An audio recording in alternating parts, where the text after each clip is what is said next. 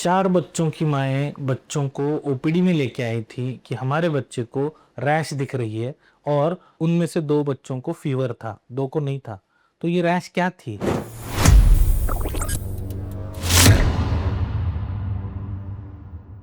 मैं doctor Jaleel Mujawar, neonatologist and paediatrician, Nobel hospital से बात कर रहा हूँ। आज हम इस इम्पोर्टेंट टॉपिक पे बात करेंगे। क्या प्रॉब्लम है ये? रैश होती क्या है? क्यों होती है? तो ये चारों के चारों बच्चे अलग-अलग तरीके से प्रेज़ेंट हुए, लेकिन चारों को चिकन पॉक्स था। What do you mean by chicken pox? Chicken pox जो होता है वो वेरिसेला ज़ोस्टर नाम की एक वायरस की वजह से होता है, जो जनरली बच्चों में ज़्यादा और एडल्ट्स और एडोलेसेंट में कम दिखता है। ये क्यों होता है? कैसे होता है? इसके क्या प्रॉब्लम है? इसकी ट्रीटमेंट कैसी करनी चाहिए? इसके प्रिवेंशन पॉसिबल है कि इसके बारे में बात करेंगे। ये वेरिएशंस क्यों होते हैं? कोई-कोई बच्चे वैक्सीनेशन लेते हैं तो उनके ऊपर मॉडिफिकेशन होती है, उनको फ़ीवर ज़्यादा नहीं आता, सिर्फ दाने कम दिखते हैं।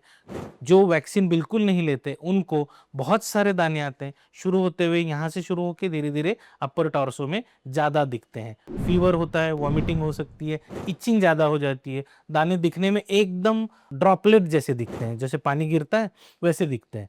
और उसके साथ-साथ वॉमिटिंग होना, नॉज़िया होना, थकान रहना, खाना कम खाना, यूरिन कम करना, ये सब प्रॉब्लम हो सकते हैं। इसको ट्रीट कैसे किया जा सकता है? Generally most of the cases में नॉर्मल या जिसको सिम्प्टोमेटिक जनरली सिम्प्टोमेटिक ट्रीटमेंट की ज़रूरत पड़ती है। जैसे कि हाइड्रेशन मेंटेन करना यानी शरीर का पानी मेंटेन रखना। सेकंड फ़ीवर कंट्रोल में रखना। थर्ड कंफर्टेबल करना बच्चे को। कभी-कभी क्रीम लगाने की ज़रूरत पड़ती है, इचिंग की दवाई देने की ज़रूरत पड़ती है। फोर्थ कभी-कभी स्पेशल केसेस में छोटे बच्चों में, बड़े लोगों में असाइक्लोवर नाम की दवाई भी देने की ज़रूरत पड़ सकती है।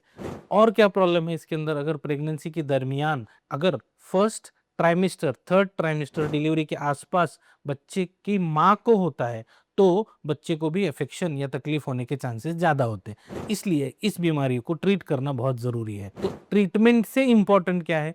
प्रिवेंशन। कैसे प्रिवेंट करेंगे? सबसे पहले मुझे अगर चिकन पॉक्स है, तो मुझे आइसोलेट होना पड़ेगा। मुझे अकेले में रहना पड़ेगा। मेरे वजह से दूसरों को नहीं होना चाहिए। This is the most important. Second important is vaccination.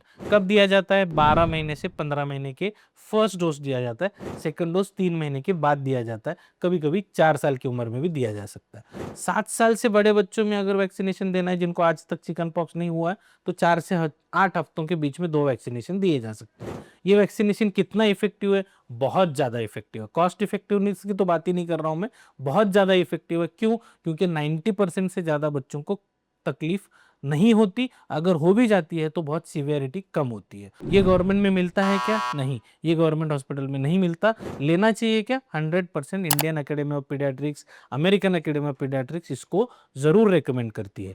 इस बारे में, ऐसे इन्फेक्शियस डिसीज़ के बारे में अगर आपको कुछ भी सवाल रहेंगे, तो you can contact Nobel hospital, we will be there to help you out. Thank you.